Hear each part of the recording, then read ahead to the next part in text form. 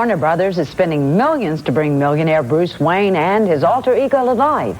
Is this a gamble for the studio? Will Batman pay off? Will there be bat hysteria? The year was 1989, and the world had officially lost its mind over a guy in a rubber suit. We're talking full-blown Batmania here, people. The kind of cultural phenomenon where grown adults were getting Batman logos shaved into their heads at barbershops, where theaters couldn't keep their posters on the walls because fans were literally stealing them off bus stops and subway stations, and where you couldn't walk into a store without seeing that iconic black and yellow symbol on everything from socks to medical supplies. Nuts now because it's extended into other areas. Tongue depressors, everything. Medical supplies. Exactly, yeah. Medical supplies. They got the new Batman oxygen tent. Right, reflex hammers. They got the whole thing. The bat logo on there. You're fine. Just let me take off my bat hat for wearing. But here's the thing about experiencing movies on such a personal, emotional level. It's easy to forget about the cold, calculated business machine working behind the scenes. And when Tim Burton's Batman exploded onto screens in June 1989, what looked like spontaneous mass hysteria was actually one of the most brilliantly engineered marketing campaigns in cinema history. This is the story of how Warner Brothers didn't just make a movie. They weaponized a bat symbol and turned it into a billion-dollar empire. To understand how we got to a place where Batman was everywhere in 1989, we need to rewind a bit and talk about corporate America in the 1980s. Because believe it or not, this story doesn't start with Tim Burton or Michael Keaton or even the Dark Knight himself. It starts with something way less sexy, a corporate merger. Warner Brothers had been around since 1918, founded by four brothers who turned it into one of Hollywood's most successful studios by the end of the 1920s. Fast forward to the 1970s and 80s, and like most media companies at the time, Warner was expanding aggressively into other industries. Think records, television, theme parks, basically anything that could make money. Then came Ronald Reagan, whose administration decided to deregulate the media and communications industry. Translation? They removed a bunch of laws that were designed to prevent media monopolies. And that opened the floodgates for what would become one of the biggest mergers in entertainment history. Time Warner will be the largest exporter of American media and entertainment. This will be one company that will help tip the balance of trade in America's favor. In March 1989, just 3 months before Batman hit theaters, Warner Communications merged with Time Incorporated, creating the media behemoth, Time Warner. And here's where things get interesting, because suddenly, Warner Brothers wasn't just a film studio anymore.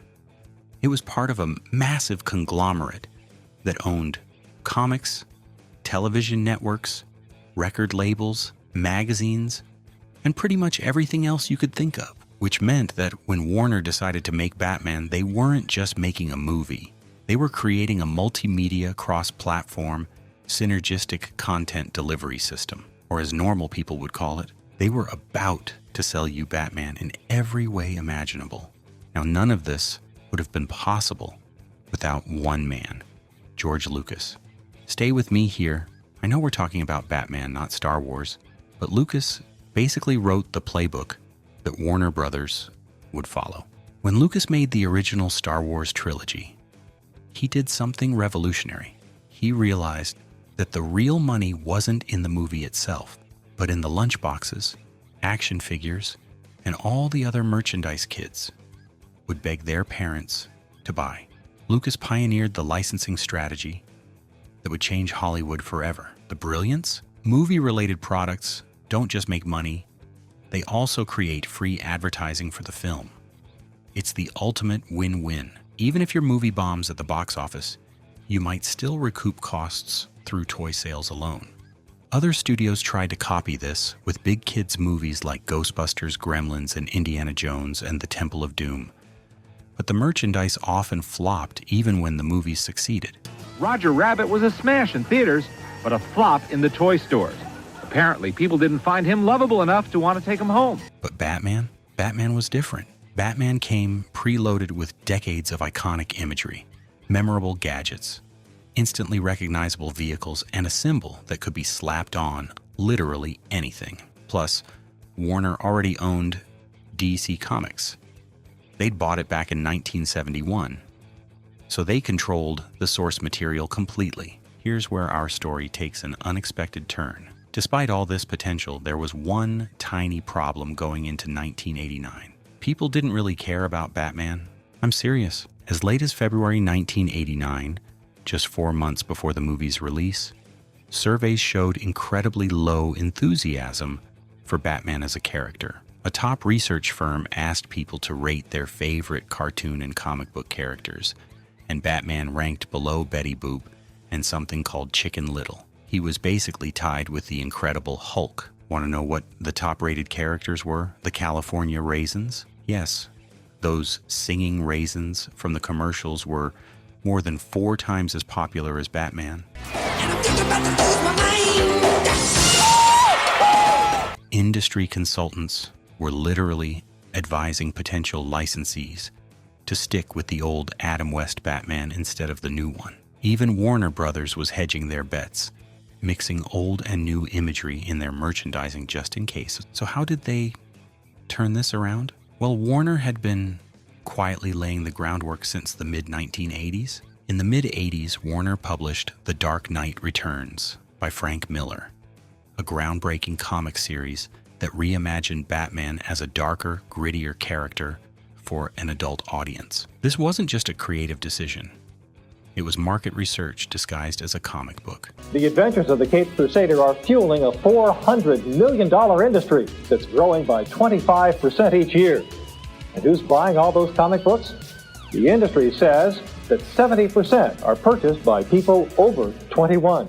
The 4 issues sold out immediately and were later repackaged as a book that sold 85,000 copies. Warner followed this up with publicity stunts like a vote on whether Robin should be killed off and rumors that his role would be taken over by a woman. This allowed Warner to test whether a darker Batman would work and to start preparing audiences for what was coming. They were essentially beta testing their $30 million gamble on a much smaller scale. Warner also made sure timing was on their side. Studio officials claimed that enthusiasm for Batman went in 7-year cycles, and conveniently, the cycle's peak would coincide with the movie's release. Oh, and it also happened to be Batman's 50th birthday. What a coincidence, right? Warner risked $30 million on this movie, which was serious money in 1989. To reduce the risk, they hired people who already had proven track records with the studio. Director Tim Burton and star Michael Keaton had just released Beetlejuice through Warner the previous year, which Warner credited as the keystone of their film division's second quarter earnings in 1988. It's showtime. Producers Peter Guber and John Peters were brought on board. And here's where things get beautifully cynical. They gave the writers specific notes to make sure the movie aligned with merchandising plans. For example, they instructed that the Batmobile should never be damaged on screen, because they didn't want to hurt toy sales. Let that sink in for a moment.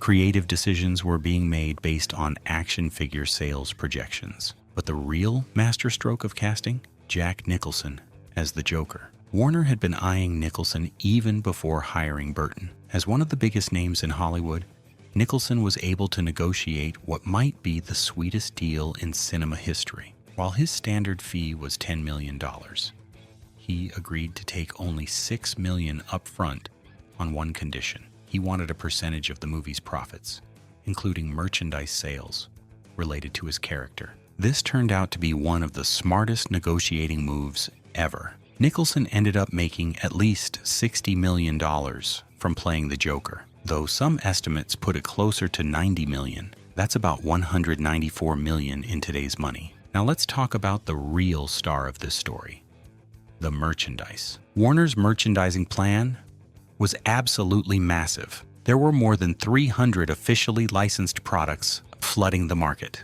More is riding on the movie than just ticket sales. A huge merchandising effort is going on. There's the Bat Cave, the Bat Plane, the Joker doll. And what kid wouldn't want his own bat rope after seeing this?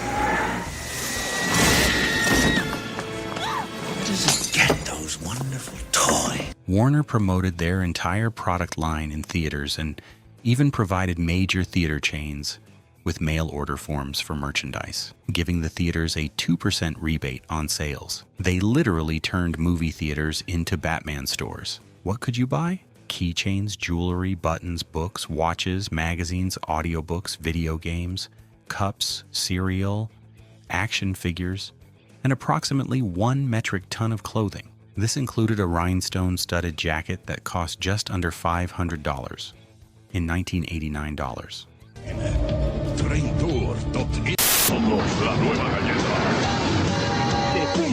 Right now at Taco Bell, you can collect free Batman cups, like a free Batmobile cup.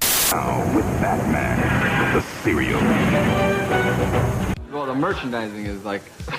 Now, do you get a piece of the merchandising? Oh, well, there you go. So you're looking at that big time. You know, they've gone a little, well, you know, it's not my judgment, but in my opinion, they've gone a little far. Do they ever ask you, Michael, what about the Batman socks, or what about the... You mean my approval? Yeah. Oh, that's hysterical. When you have to approve your own stuff and you get your likeness, you know, and it's just hysterical. One comic book store in LA reportedly sold 7,000 packs of trading cards. And of course, there were Halloween costumes everywhere. The Batman logo became so ubiquitous that it was getting shaved into people's hair at barbershops. The poster campaign was genius in its simplicity. Just the Bat logo on a black background with the release date.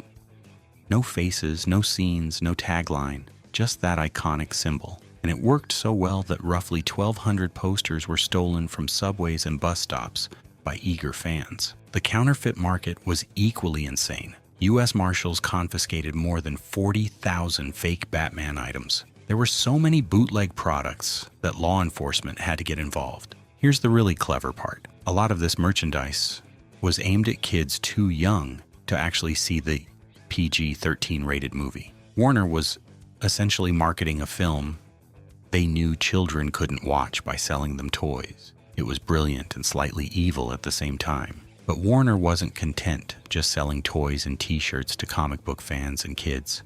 They wanted everyone. And to do that, they needed music. Enter Prince. How rude of me. I haven't given you enough time to freak out yet. You may do so now. In what was probably the most surprising part of the entire marketing campaign, music icon Prince agreed to compose a concept album for the movie. Warner's research showed that Prince's audience was primarily women in their late 20s to mid-30s. The album's lead single, Bat Dance, was played on radio stations targeted to black audiences. So Prince's involvement was guaranteed to broaden the movie's audience well beyond the typical young white male comic book fan. And conveniently, Prince was already signed to Warner's record label. So the album was yet another revenue stream.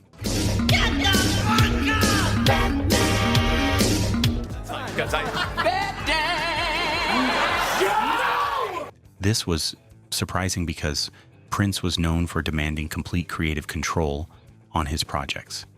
But he was experiencing declining record sales at the time, which may have influenced his decision.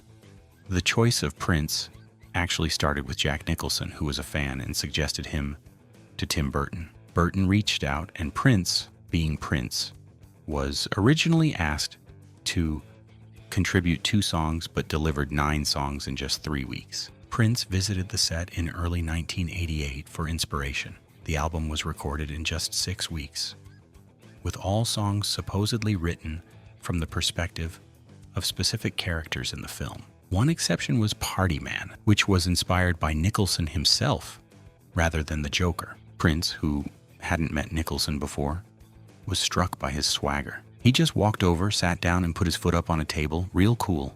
He had this attitude that reminded me of Morris Day. And there was that song. Now here's where it gets interesting. Tim Burton actually liked Prince's music, but he didn't think it was right for the movie. He later said he was pressured by Warner to have a pop music tie-in. In a 1992 Rolling Stone interview, Burton said that because of how it came about, the album was tainted for him even though he would have liked it otherwise. Prince seemed sympathetic to Burton's position. Despite normally being control-obsessed, Prince was happy to take criticism from Burton, later saying, "There was so much pressure on him that for the whole picture, I just said, 'Yes, Mr. Burton, what would you like?'"